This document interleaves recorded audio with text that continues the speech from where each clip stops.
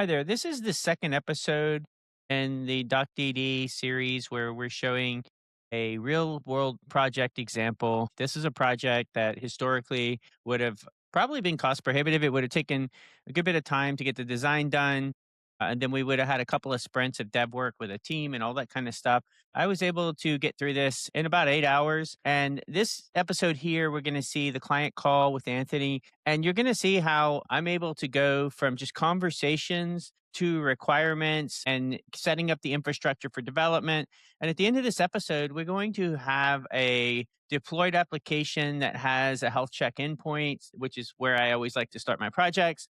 And we're going to have the infrastructure where in DocDD you create a lot of context documents for the AI agent so they know what to build and how to build it when they know they're done. We're going to have created a lot of those documents around the requirements for this project with hardly any time spent. And honestly, like you're able to go so fast, you don't even really fully understand the requirements. You're just like, it's like you have an employee and you're trusting them to create the requirements. You look at it and say, okay, that seems pretty good. And then you check as you go. So at the end of this episode, we're going to have a great starting point. In the following episodes after that, we're going to go through getting this whole thing created, and then in the last episode, we'll check in with Anthony and get him to review and give us his feedback. If you're trying to learn how to do AI accelerated development, I think this would be a great series for you.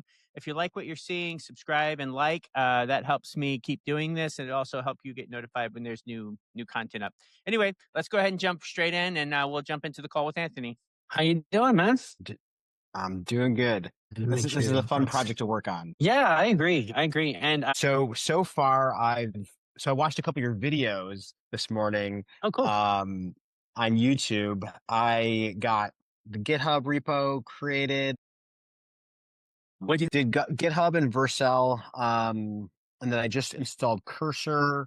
So I'm not sure if there's anything else that I should be getting, but these are all kind of just fresh installs. But yeah, created a GitHub repo. I did add you to it. I think I invited just your Vice software email, and then same thing with Vercel. And let's go ahead and start with I was just doing this for another one here. I need to come back to that. Okay.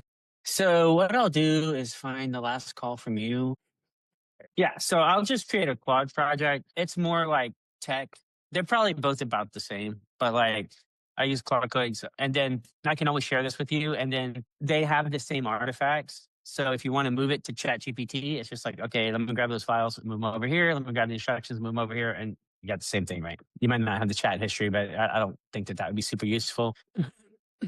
You had said that, what's the name of the project again? It's I don't really have a code name for it, just the LinkedIn ads audit app. Okay. And we're building an app that allows you to audit your LinkedIn ads campaign and recommend, okay. Oh, like grade your LinkedIn ads audit account, grade your LinkedIn ads account and get,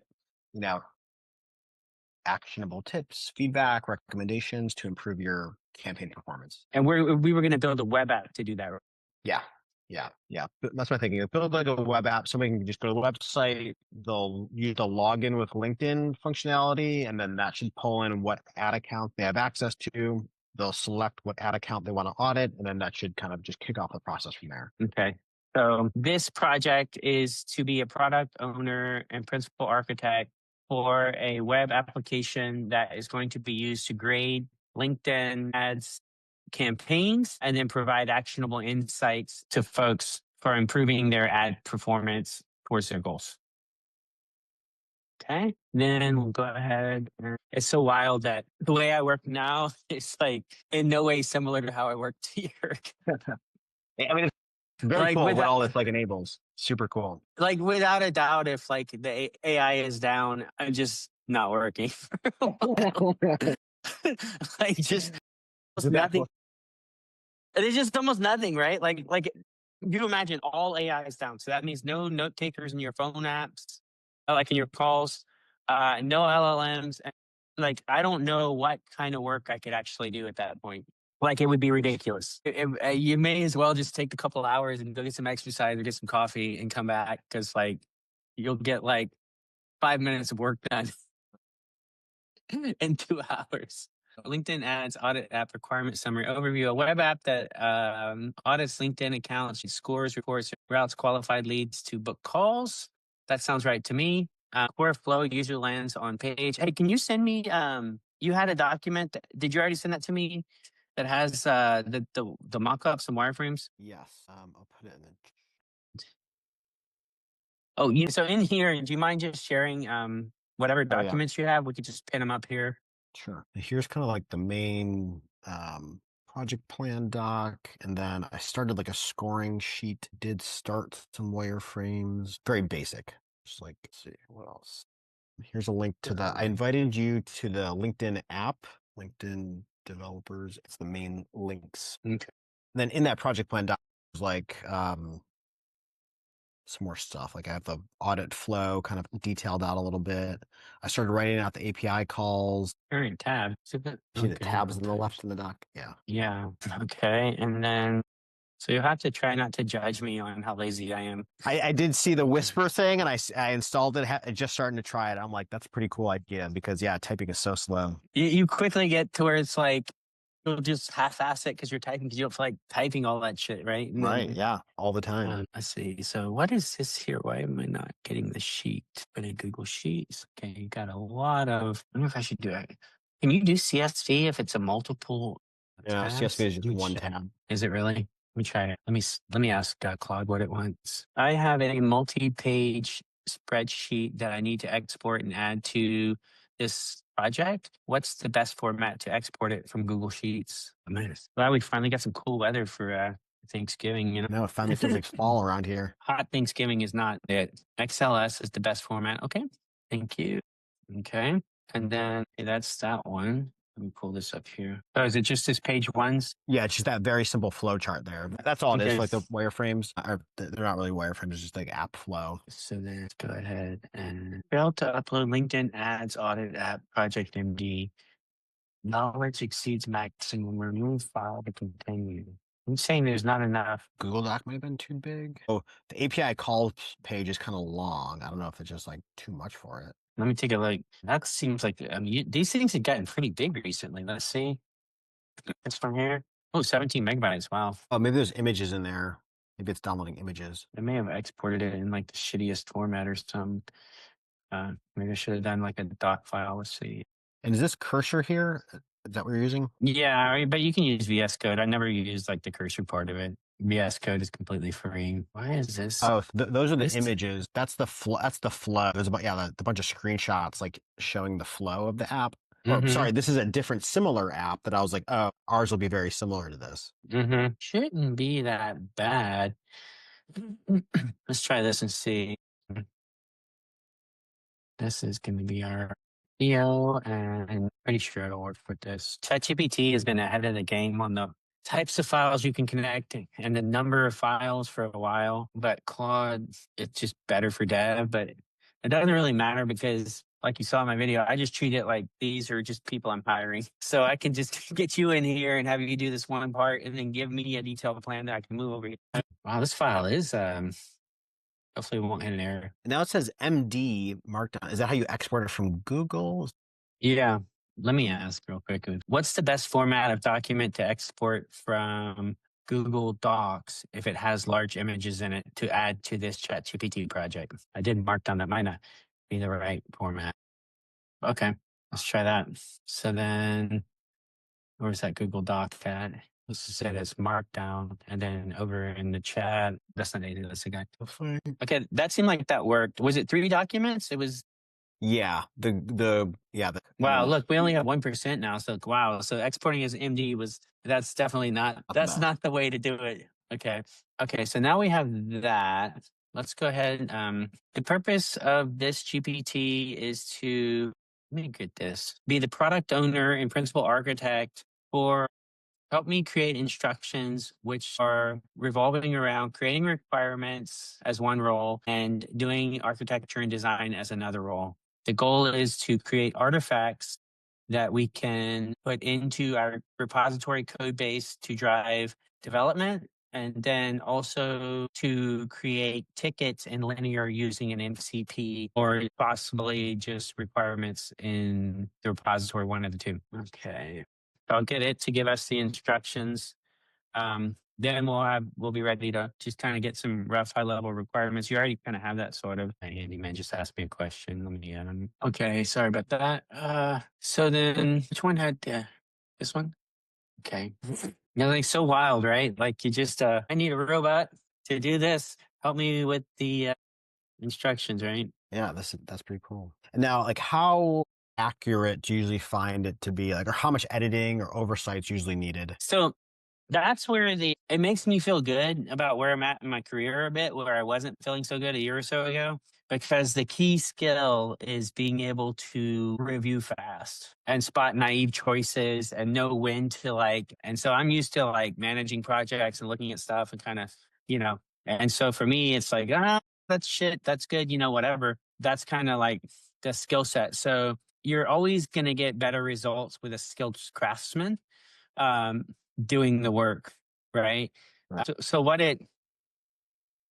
what the tool does is it allows you to remove, you get the depth of skill out the gate. So I could try and come up with a good LinkedIn ads campaign and have your type expertise. And I would get a lot further than I would before, because it's like I have someone who has your level of knowledge, at least whatever is not completely home brewed and you haven't shared on the internet yet, right? All of that knowledge is out there and I can ask about it, right? However, you're going to be much quicker than me because you're going to know the right language to use. You're going to know the right questions to ask. You're going to know when it comes back with something, you're going to be like, wait a minute, what? That doesn't make any sense. Why would you do it like that? Why wouldn't you do it like this? And I'll be like, oh, yeah, I'm so sorry. And then you know what I mean? So you'll be able to kind of read the tea leaves much quicker. Okay. So it gave me these three Whoa, did I just screw it up? Hold on. Went back by accident. Okay. I was going to use the instructions in the Claude project. Am I supposed to put the project instructions in Claude project and then attack the product owner and architect MDs as files? Is that the approach? I'm assuming that's what it was. And now, have you pre-taught this about your process here and your approach at all, or is this a very fresh new project? There's nothing else loaded into it. Nothing else. I'm just what I'm doing right now. I feel like it's so quick to just go from zero to interesting that you can be super agile and custom. You can create all your SOPs and all that on the fly. The LinkedIn ad audit product instruction. This document defines how to operate a product owner, quick reference, product owner role, principal architect role, operating mode. So when acting as product owner, output, architect, working with linear, docs requirements, epics, sure, whatever. That looks fine. I think just okay. This gives me starting point. So then come back over here.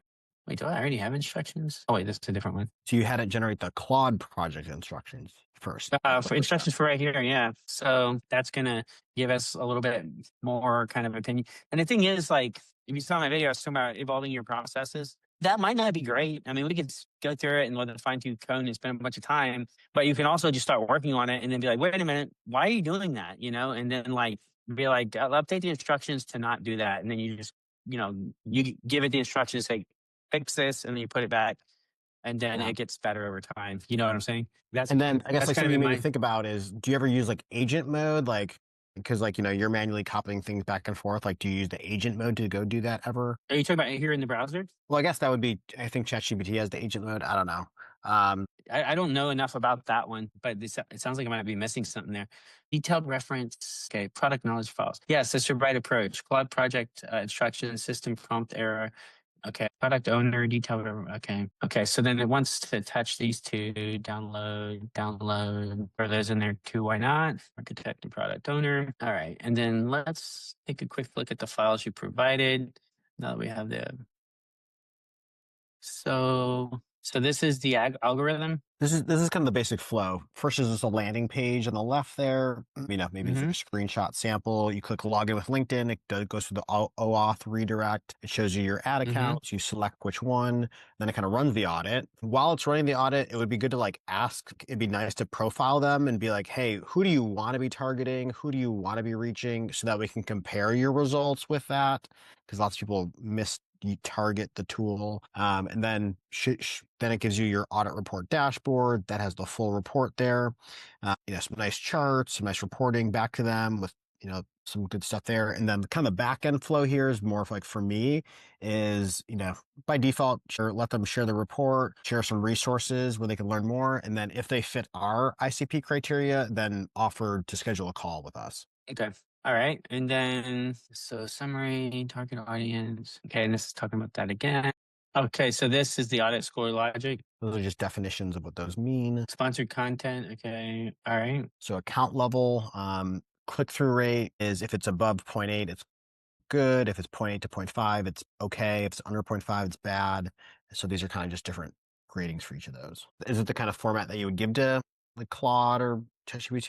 It seems like this would work. Let's see what it comes up with. So we should have everything now. Let me just make sure. As a product owner, give me a very brief overview of the product that we're looking to build. Make sure that it's a self-service tool that audits LinkedIn ad campaigns and delivers shareable performance, purpose, lead magnet for Speedwork Social. Sales qualifier identifies ICP prospects based on spend and location, benchmark data collection, user flow, landing, LinkedIn, OAuth, select ad account, profile, company ICP, run audit, results dashboard, CBAs, audit categories, account performance, campaign performance, targeting artists, creative performance tracking, ICP trigger users with over 3K monthly spend in USCA, get talk to an expert, CTA. Yeah.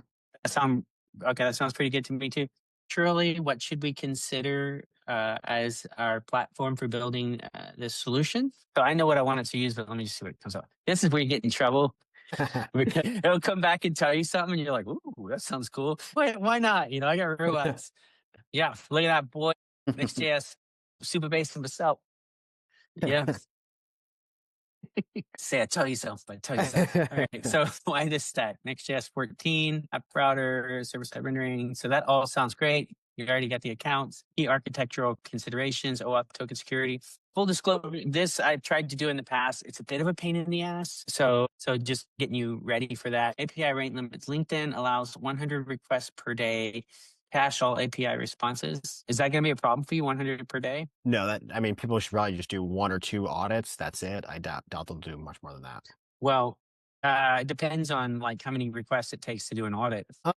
Well, yeah, I guess we'll look at the API section. We'll find out more. I haven't gone super deep there, but I think with 1 request, you can pull a lot of data. Okay. And we don't need to like pull down files really. It's like a lot of the performance data we could just get in like just numbers and stuff. Okay. I like the recommendation. Would we need a database? And if we needed a database, wouldn't we just use Supabase with Next.js and Vercel? Okay. And then the other question was, how does the rate limit work with our use case? Does that mean we can do 100, what we would call that, 100 prospects using the tool a day? Or it said per user, so I wonder if it's like that more. user logging in. Yeah. And is this like the $20 a month plan on Claude, or is this the max plan? I think I had the $200, but that's when I use Claude Code. And I mean, you could start with the cheapest and then like you just upgrade. Like it'll let you know when you run out. And so I use it all day, every day. And like the thought of like not being able to use it is like not even, I was spending $500 a month before because you use Anthropic API key with Cursor, and I was feeding it in that way. And so that way I would never, because at first they would just rate limit you because there was just not enough to go around. So you would be able to only use it for like an hour or two, and then you have like a 2-hour, wow, a 2 or 3, and it was just like really frustrating. So as soon as you could pay for it, I was like, oh yeah, I'll just pay for it. I'm not going to, yes, we need database. Yep, that's what I agree. We need persistence for blah, blah. Okay, bottom line, you're not capped. Okay.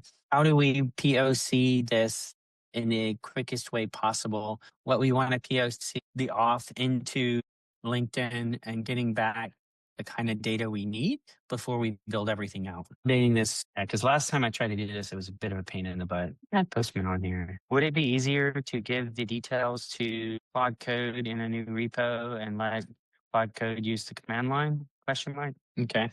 See, that's where like having a little knowledge helps. So then what we'll do is we'll go ahead and create a new, we'll take this, pull it over here. If we can just get like, so that we can auth and pull some data back, then like the rest of it is all just blocking and tackling. He's super straightforward. The biggest pain in the butt is just getting linked into like figuring out the auth and all that. So then I need to open a new project. Actually, I should have done this a different way. Let me do this. See, I didn't know. I thought I didn't have a call right now. I don't see it on my calendar. Oh, I can't remember what we're calling this. LinkedIn ads audit app. I gotta work on a code name for it. LinkedIn. Okay. Okay, now we got a cursor. Put that here. Give me a markdown file that I can put into my repository, which explains what we need to do this proof of concept for Claude Code. Hey. Why do you use markdown files? Any reason for that? Yeah, they're it's just the gold standard of documentation for when you're doing software. And one of the reasons, let's see, where was I doing that at? I was doing it here. My buddy who owns a software company and like is pretty tech, he saw this earlier and was like, "Wow, that was cool." So see this here? I just asked it, create a docs MD folder describing the flow of this function and include mermaid diagram if helpful, where the function we're looking for is this send international email. So we're adding to the ability to send SMS and we want to re-architect and combine everything. And so this is some code that someone wrote forever ago that breaks and does all this stuff. And so normally that'd take forever to figure out what's going on, right? I was able to just ask it to review that code and see right here where I say, and include mermaid diagram if helpful. That's what this is right here. And so that just shows the whole flow of it, right? And it just, you get all this great formatting. It's just, I think Markdown is the future, honestly. And see, this is what the mermaid diagram looks like. So it's like a code-based artifact, but they can do all kinds of like mermaid stuff. So it's very, very powerful. And so that's why I prefer that format. All the other formats are meant for, are optimized for being displayed to users and having bolds and highlights and all that, and it's just very heavy, kind of weighty stuff. And then there's no way to do diagrams and like images or images. And so Markdown is just much more like engineering focused. LinkedIn Ads API proof of concept. So I will just copy it. All right. So go ahead, add a new file. Review. You ask it to ask any questions. It's a good thing, but always put words like necessary, questions required, because otherwise it'll ask questions, Do you already have a LinkedIn OAuth access token ready, or do you need me to wait while you generate one? I think we need to generate one. Where's the reporting one? I got reporting, email, ads reporting. And then light profile, the last one you need, right below ads reporting. Okay. There you go. Click allow and then log in. That's so random. So weird that wouldn't work in the other one. Okay, so here's the access token now. So then I'll just stick this in a one password for now. Okay, create output folder. Just store all your configurations. Always that are okay. Creating a git ignore. That's to let it know what files not to add to your repository. So it's going to tell it not to do those. Grab some medics and while it's going. Okay. If this POC goes good, dude, we're going to be like kicking ass on this thing. Fingers crossed. Yeah, I mean, I tried doing this for my DocDD website. I was going to have a like testimonial thing where you could just give your LinkedIn URL and then leave a comment and then it would show you. And I was thinking, I gave up on it. I was like, piece of shit. But it wasn't like, I didn't have to finish it, right? But that was a while back too. The models have gotten a lot better now. People are like, oh, what if the code is shit? And it's like, who cares? If it works, it works. I mean, do you really think you're going to write better code than a robot? Give me a break. Run LinkedIn API POC script. Okay, let's give it a go. That's just fixing like some bugs. Add account is now working. Found 2 accounts. Let me check the error response for the other endpoints. Okay, that went better than last time. Getting the benefits to my nights and weekends for the last year. The thing is really funny to me is it's a lot of developers who don't find this exciting. Why? Because they think that's going to take their job, or? I don't think it goes that deep. Like for one, I don't think they've gotten good at it, Yeah.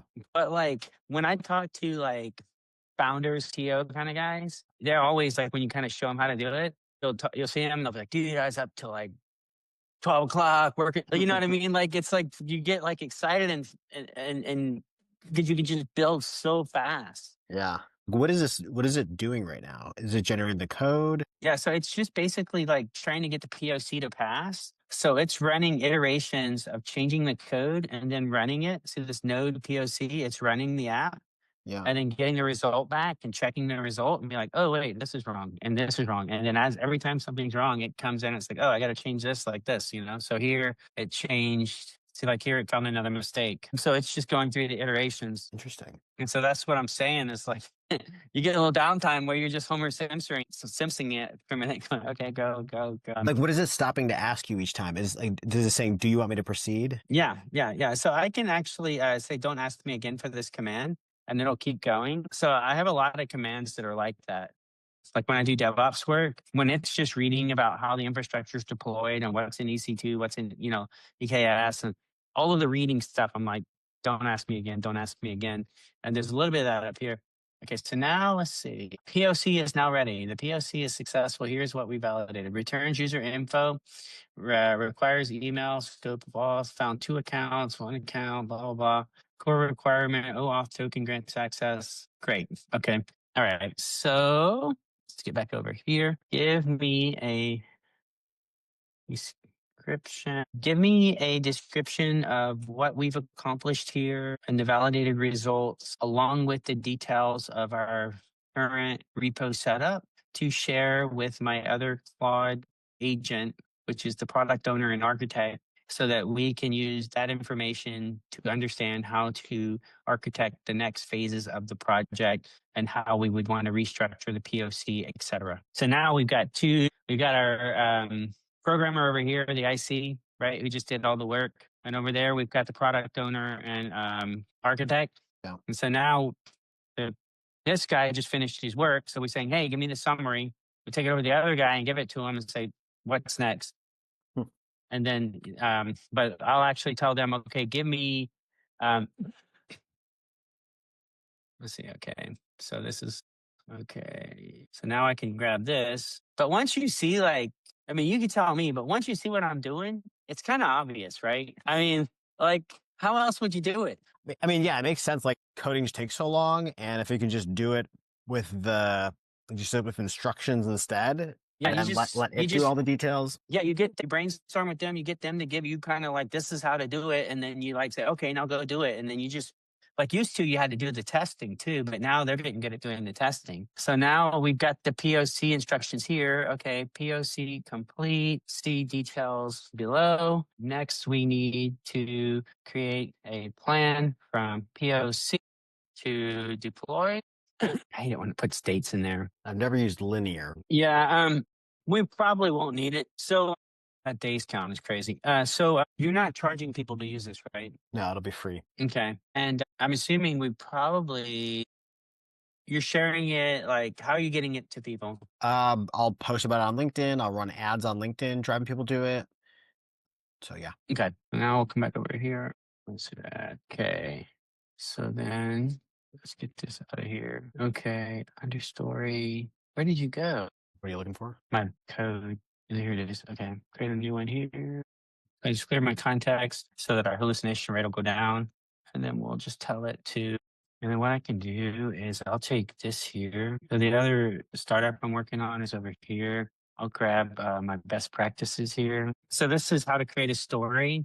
I think I have a video that shows how I did that. And then you probably saw the video. And then this is how to work a story. So let's see what it comes back with. Okay. Why am I typing? Captures the high level requirements of the system. And then from there, it should reference the user stories. And then after we've created that, we can start creating the user stories. I want to review the high level plan before we proceed.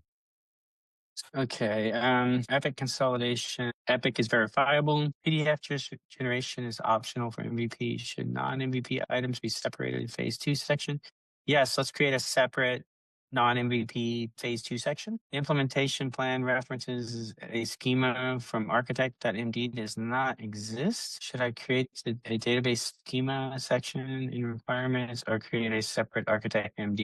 If you have the information you need to create the schema, then just create it. Story depth. For the first pass, should I create all stories across all epics or focus on E0 through 4? Let's just do E0 through 4 to start with. Okay. So now it's going to start blowing out the requirements. Requirements will get created first. Let me see. So there is a requirements document, AI agent flow, work.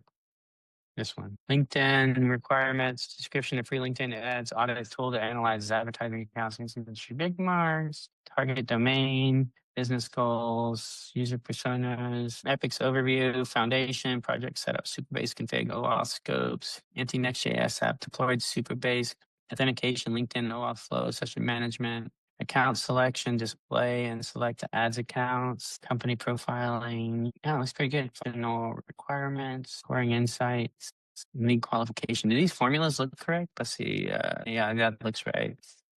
Functional requirements, performance. Where are the formula success metrics? Like the grading score. Do you have the scoring slash grading details? If they don't, I can work on that while let's define it when we get there. I have a spreadsheet with that information in it. Okay, cool. So now it's created our task. So create our task and all the epics here. Because I brought these best practices in here, and that's what I was talking about, where you basically can just define SOPs. And that's where the stuff we were doing earlier in the chats is just way behind, like on the business side.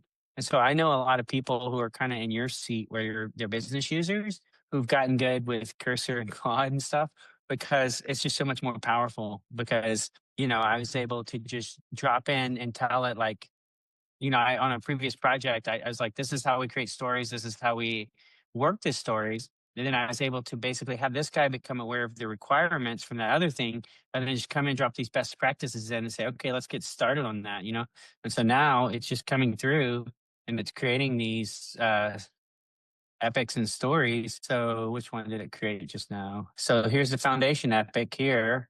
It's creating those and putting them in there for you. Yeah, it's doing the folder structure and everything because I've defined how all that stuff works in these two files here. So that's like that standard operating procedures, the SOP docs, right? So now I created the first foundation epic here, which has these three sub stories. So Next.js, project setup, etc. So you're think about how much time it would take and how many people you would have to have. You'd have a product owner, Yeah, that is like crazy. we didn't even really properly review your documents. Yeah.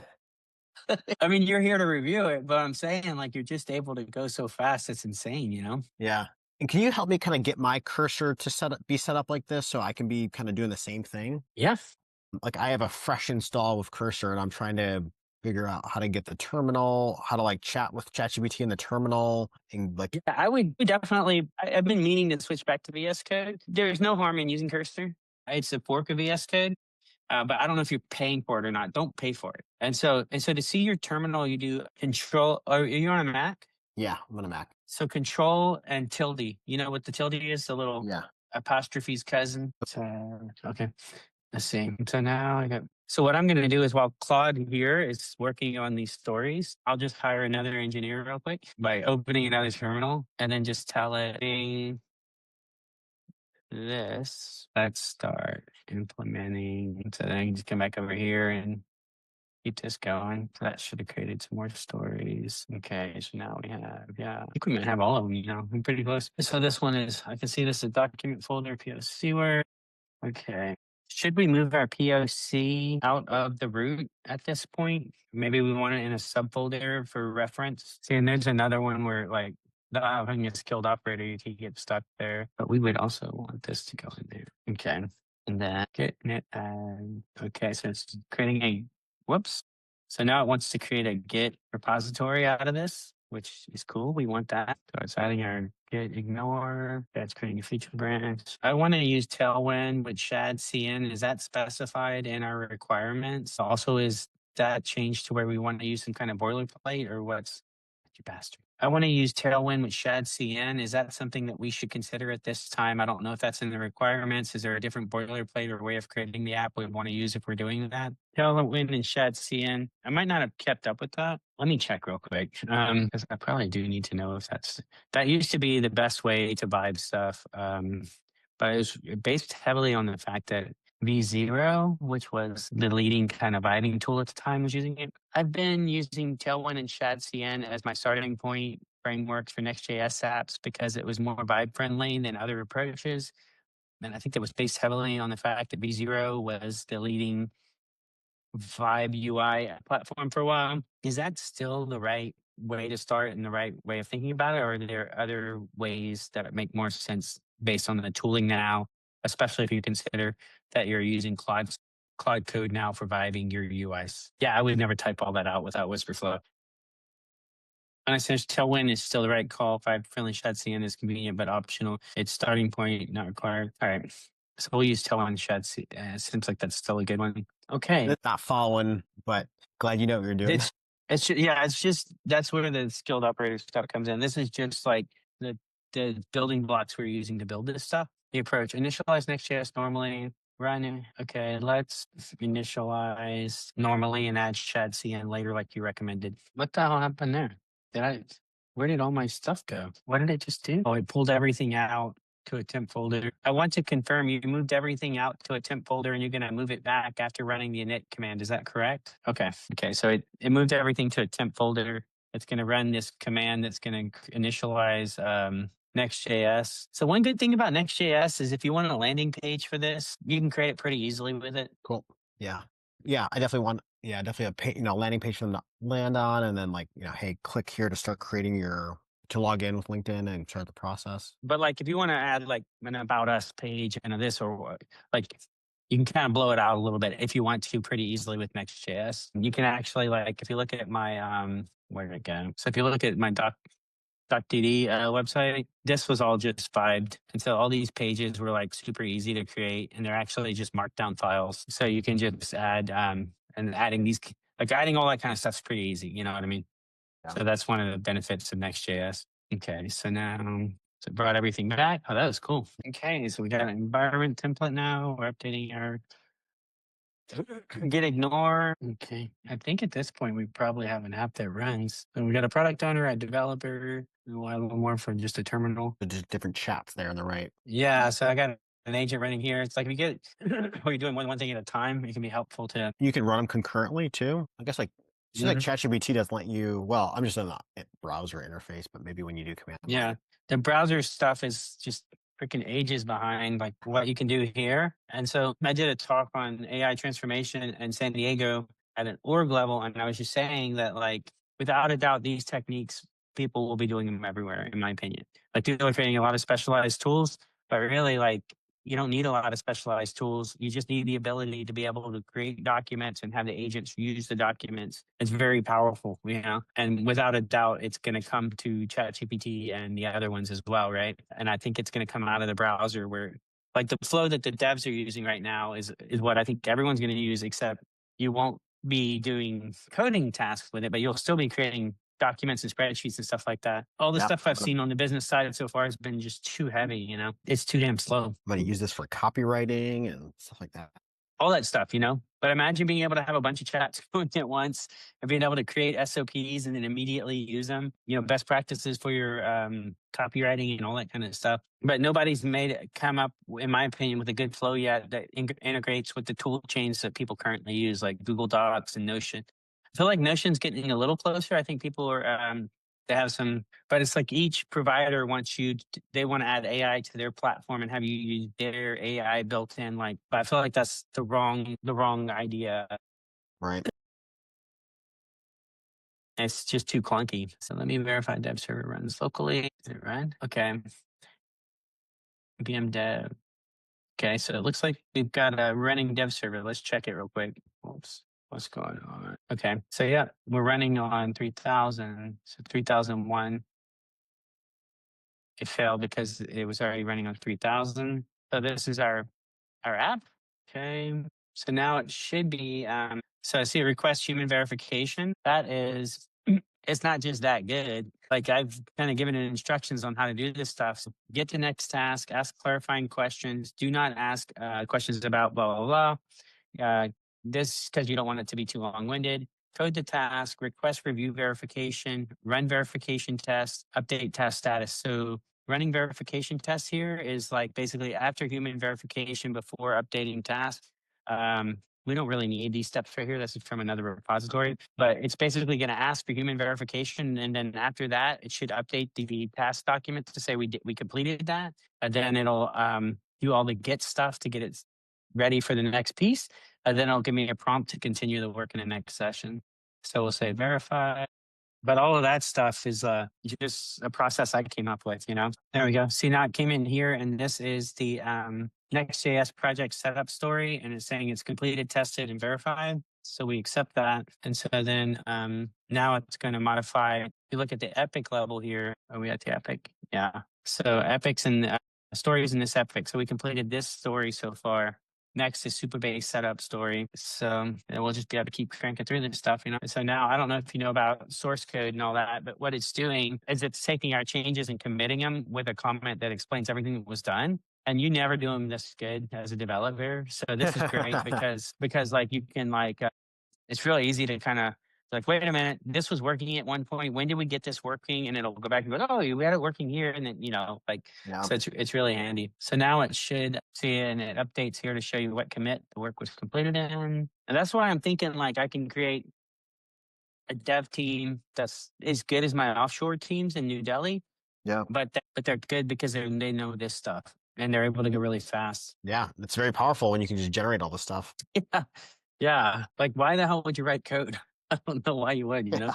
So here's our continuation from, like, Like, you're going to sit there and actually type all that stuff out, you know? I played around Like, a why little would bit you? with, have you ever played around with like Bubble or like any of those other platforms? That's what these, But I guess what those are like, they're almost too simplistic, or I don't know, maybe there's more stuff you can do with them, but I would say like build me this app, and it was just like, just a nice UI, but then like it wouldn't really work. yeah. So Bubble is a low code, right? Yeah. Yeah, those guys got a target on their back because the thing is, why does low code exist? Because code is pain in the ass to write, right? Yeah. The fundamental assumption is no longer true. Yeah. So, I would be real nervous if I was a low code person. I've talked to them and they're like, oh, no, the AI works great with low code. But it's like, but why? Like, why would you? Because if you do real code, it's like endlessly flexible, you know? Yeah. And the only reason you don't do real code is because it's expensive and it takes longer because you need these really skilled craftsmen. But like, now you don't need as many. Okay, use existing cloud project. You have a Supabase project created and we'll provide the credentials. Do we have that? Which credentials? Supabase? Did you already? Oh, I wait, haven't no. Did you create the Vercel yet? Yes, I did. Okay, let's do this. Let's deploy to Vercel first. Then I'll create the DB through Vercel and we can share info next. Will that work better? I'll probably have to run in about 15, maybe 20 minutes or so. Yeah, me too. But should I sign up for Supabase now, or well, let's try and see if we can in the next 15 minutes get the Vercel set up to where the app's up there and we have the database. I think it's realistic we could do that. Then at that point, it's just feature. So I can keep doing the Homer Simpson kind of and making sure that like it's not doing anything dumb. Install Supabase client dependencies. Wait, what's it doing? That works well. Prepare the Supabase infrastructure locally so it's ready once you create the database to Vercel's database integration. Okay, sounds like it knows what it wants to do. So one thing I like doing is so we're trying to get a database set up. We have a front end set up. How do you know all that stuff's working? So what I do is I like to create just have it create a help check page that like calls the database and then just returns a status. And like, that's how we used to always like kind of onboard projects with people. When our team was starting, we'd say, okay, let us just add a health check endpoint and page, and then we'll understand how all your code works. Yeah. But now I usually get the agents to do it. Well, it's going to go ahead and blow out all the database tables. All right, go on with your bad self. Let's see. Is it really going to do that? So what it's doing now, it's creating all the database files we need in here. Okay. This is like weeks of dev work, dude. Yeah. databases and stuff like that. It's like cranking out all the tables. You're seeing like a day of work fly by. All right, Supabase client. So let's see what we have here. We have users table, user tokens, add accounts, create company, company profile, audits, audit emails. That all sounds right to me. And create audit emails. Okay. Types. Okay. Okay. It's just testing to see if everything builds. Waiting for user to create Supabase. Yeah. Okay, build status, type check, link, build pass. All local Supabase setups complete. Should we go ahead and create a feature that is super simple, like a health check page, which calls a health check API and verifies that the database is connected and working? I usually like doing that as a first feature, and then we could deploy that feature. They're the biggest ass kissers. That's a great idea. Yeah, I know they are. Did you see South Park making fun of it? Like how Siri's is just kissing Randy's ass all day. Okay. So I just created a health check endpoint. Yeah. So there's our health route. And that's going to just say whether or not we're connected to the database and healthy. Okay. And then it's creating the page right here, I think. Okay. Yep, there's the page. Okay. Cleaning up the code. Okay, it's going to build it. And then once this works locally, we can just push it up to Vercel, connect to Supabase, and then now we've got a working app up there and a way to push code up. And then we've got all the requirements, and then it's just kind of vibe through it. And then do you have any, if you have like inspiration, like if you've seen apps you like or whatever for style, or is there your company website, like you want us to use those colors or whatever? You can share those kind of details. Yeah. What's the best way? I'll give you a website I like. Yeah, if you give me a website you like, I can take some inspiration from it. Look, there's our health check page. It says degraded. And then visit health, and the API should be API health. Okay, so do we need to start Supabase? I don't think Supabase is running is what the problem is. But now we have kind of this app that is just a Next.js holding holding place app. And then this page here, if the Supabase was running and connected, all this would be green. And so then we can deploy it, see it's green, we know everything's working, and then now we can start doing real features. But what's good about it is it's got the version here. And so we can come up with some kind of versioning strategy there that makes it to where once you get and you start really using this and stuff, you can have proper versions out there, and it's like, oh, we pushed it up and like it doesn't seem like the changes are there. You can go see if like it actually was deployed, etc. Yeah. So it ends up being like it's something that's really good to test, but it's also really good like for practical reasons as well. So user creates Supabase. Okay, so what did it say here? That's expected. The health check correctly shows degraded because the Supabase environment variables weren't set locally. The local Supabase requires Docker. I have Docker locally. Let's go ahead and do the local setup and then move on to the deployment. Okay, so Docker is like a way of kind of like a virtual machine. And so what that will allow us to do is just have an image of Supabase on this computer without having to install and set everything up. I have it running. Okay. Now it's setting up our database. I'm on Supabase. All right, I got to stop this other one. Can you put images in markdown files or it's just text? Yeah. You can paste images. Like what I do for that, there's plugins. And so if you're using Cursor or VS Code, here's your plugins over here, this weird icon. And so then you would use like a markdown. I think I use all-in-one markdown or markdown image here. I think I have that one installed. So I have markdown image and all-in-one markdown. All-in-one markdown I use because it creates tables of contents really easy in markdown files, which I like sometimes. And then markdown image allows you to paste images. Nice. And then that will still work when you like send it to somebody else? Because markdown files are just text in the end. Is that right? Yeah. So sharing the documents can be, it's not an ideal flow. But what I did earlier today is with Claude, I had it export my markdown as a Word document, and it did a surprisingly good job at it. But there's just not a really good flow from markdown to like non-markdown users currently. Yeah. Like you can do it. Like there's another way you can do it is they have this, you Google online, let's see, markdown. See this markdown online preview. You just Google markdown preview kind of thing. And so you can put Markdown on this side, and then it'll give you the formatted on this side. You can like copy and paste it. Like that's like another kind of hack. How do you change how you're viewing it? Like if I'm viewing the text version, how do I switch that to the preview version? So I'm using the Command Shift V to do that. But you can also look at the top. There's like some icons in the toolbar up there. Command Shift V work. My computer is like struggling with the Docker start. I think they're gonna pull me to dinner in a few minutes here. Okay, you're gonna be ejected.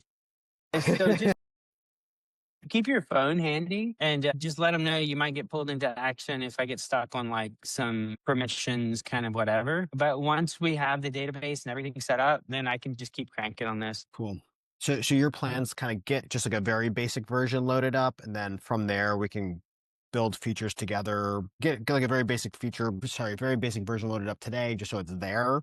And then maybe next time you and I can sit down and start doing features together. Is that right? Yeah. So right now I've got to where like my goal is just to get an app deployed that just is saying I can talk to the database and I'm out and you can have the URL and you can pull it up too. So they call that sometimes a walking skeleton, which just means like it's a very minimalist feature deployed. So you've proven your architecture, you've proven your deployment. Really, you'd want authentication and stuff like that to really call it a walking skeleton. But once we have that, then I can start iterating on features. I don't know if you want me to wait for you to iterate on all the features or not, but I can start. I'll have some time over the next couple of days that I can start cranking through some of this stuff. Or if you want to pair on the stuff, we can do that, Tim.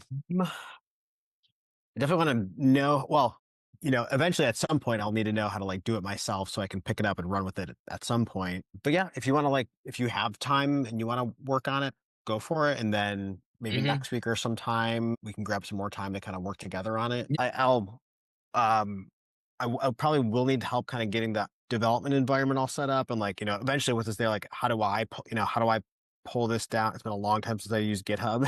How do I pull this down and get my development environment working so that I can push updates in the future? Yeah, unfortunately, if you notice, I'm not really firing off a lot of Git commands. So actually, the question is it connected right? Even connected right now to GitHub or? So it's using Git locally right now. Then it's using Git locally, and then I can push it to GitHub. Did you gave me permissions to a repository or something like that? Or? I added you to one. Yeah. It's called LinkedIn Ads Audit app. Okay. So I can push it up to that repo, and then once it's there, all you would have to do is get and pull it down. And then really, if you just learn the DocDD approaches, a lot of the Git stuff will just happen for you. Like you kind of have to know. I'm just trying to think this through. Like the most important thing for you to learn would be the DocDD, how to work the task best practices, those 7 or 8 steps I kind of ran through, and just make sure it's following the steps, And then the way the steps are designed is that the reason it asks for human verification, then updates the documentation and then commits is because let's say it asks you to test it and you can't get it to work and you just spend like an hour or so, next thing you know, you look like, oh, goddamn, I've been doing this for 3 hours and it's like a complete mess now. Well, you can just tell it like, hey, let's throw this away and start over again. So reset my Git back, undo all the stuff that hasn't been committed and let's try again. Yeah. You know what I mean? And you can just throw it away and start over again, right? And that's why my process is designed so that you work on the smallest piece that is verifiable, have the person verify it. Once they've tested it and said it works and it's good, then they update the documentation and say it's done. Then they commit it. Then they give you a prompt to start over and then you shut it down. And then it's just like you've got smallest piece of work I can complete, check it in so that I can go back there if I need to. And I know I won't get stuck. Then until you get it to where you verify, you don't commit again. And if you can't get it to commit, then you just back it out, right? And so really learning that DocDD process will be the most valuable thing in my opinion. You won't have to have as much knowledge about software development. It's been a good experiment. Yeah. Do you want to check your access on GitHub and Vercel to make sure you got what you need? It says pending invite on GitHub. Yeah, let's do it real quick. Okay, so I'm so bad about my GitHub notifications. There you go, the first one. Okay, and here's the app. Cool. You have push access. That should be plenty. Did you invite me in Vercel? Or maybe I added you to a team. I actually haven't created a project. I added you to the team, Beadwork team, but I haven't created a project yet.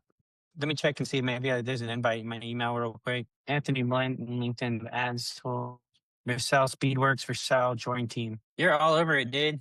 Trying Came in to. with your homework done. Yeah. Okay. So cool. So we're here. I'll make you an own. It looks like so you can do everything. Or wait. yeah, and it looks like I can set this up. And then the main thing I need to be able to do is over here on the storage. I need to be able. Okay, as long as I can create storage, we're good. Cool. I think we should be probably good. Okay, I think our app is running now. See that? Our little robots were working while we were doing all that. Maybe. Let's check. I don't want to brag before it works. Let's see. Where's it at? So this should say healthy now if that worked. Yep. Healthy. And then if we look at our health check page, it should be green now. Boom. Look at that, huh? All right, cool. All righty. Well, this is exciting. I got a lot that I still need to learn and figure out, but I think I really like the command line chat, AI stuff, and then the docs. So I think like that has a lot of applications past just even what we're doing here. Yeah. No, hopefully you'll learn some tricks that are valuable outside of it, and then we can get a cool tool created in the process too. Sweet. All right, bro. Have a good one. Thanks, man. Like I said, sorry about the late dinner stuff, but that's just how it works, man. They're like knocking on the door over here, and I'm like, all right, I gotta go now. Sorry, I'm nerding out over here on AI. Yeah, all right, cool, man. Talk to you later. Sure. All righty, man. Catch you later. Thanks. All right, cool. Bye-bye. Okay, ready for review. Supabase. Okay. So now it's created. Let's check out our Supabase. Come in here. We should see all of our tables. Look at that. Wait, no, what schema is that? Auth. There we go. These are the account. Yep. There's all our tables. Okay. So the human verification is passed. Excuse me. The tables are there. The health check page is working. So that task is complete. And just updating the README. So I'll clear the context so that we get our hallucination rate down. And we'll start the next task based on the prompt that it gave us, which was based on having that as part of our process and our best practices. That after we verify, it commits, and then it'll provide us a continuation prompt.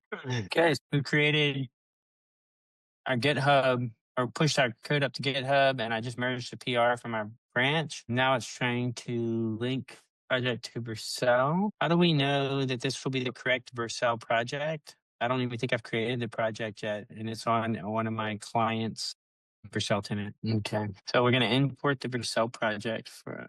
I don't see it there. I'm a contributor to the repository, which Anthony Blander created. Will that show up in Vercel when I say to add a repository? I think it's a personal GitHub account. I don't think it's a team account. The only person who owns or authorized a GitHub account in Vercel can see the import. Anthony creates Vercel projects. I thought I was on the Vercel team. So let's try to GitHub URL. So I'm going to have to get Anthony to this. He's going to have to create the project and link it, but I think we got pretty far. So that wraps up the session with Anthony. We got quite a bit done here. We went from client call to walking skeleton. We've got our health checks are green, database tables are created, and everything is deployed to Vercel. So in the next episode, we're going to start cranking through the features, epics, and stories that we created. We're going to use the continuation prompt workflow, and you're going to really see how that shines when we've got our work organized in this way. Thanks so much for joining, and I'll see you in the next one.